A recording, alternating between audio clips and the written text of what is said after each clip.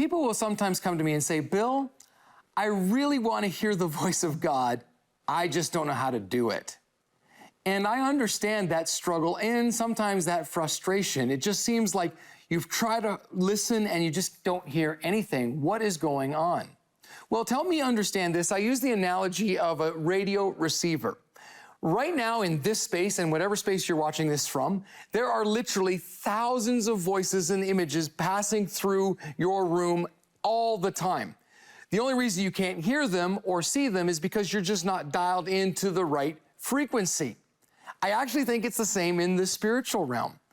Sometimes we are so overwhelmed and bombarded by the voices of this world or the voices in our own head, our fears, our anxieties, what happened yesterday, what's going to happen tomorrow, what am I going to do now, that there's just no room to be tuned into God's frequency, and so we can't hear Him. We hear everything else, we just can't seem to hear Him. So what do? Well, the Bible gives the solution. The Bible says, be still and know that I am God. It starts by being still. You actually have to discipline yourself to push out all the distracting noises. For some of you, it may mean you have to turn off the TV. You have to turn off the radio. It might mean for some of you to shut those voices that are bombarding you and push them out and say, no, I'm not going to listen to that right now. I need to be still and know.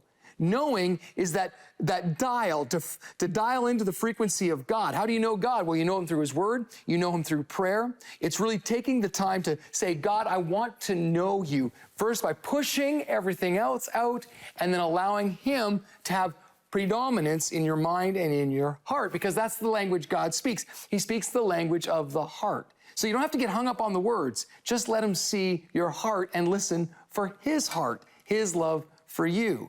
So be still and know that I am God. You see, here's the great part about this.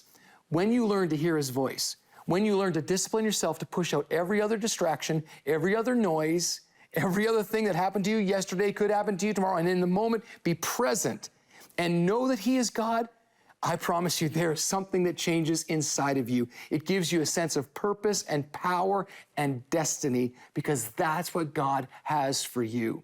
So my encouragement to you today is to tune in to God's voice by pushing out the distractions and letting Him in. And that is a stepping stone to being who God has created you to be.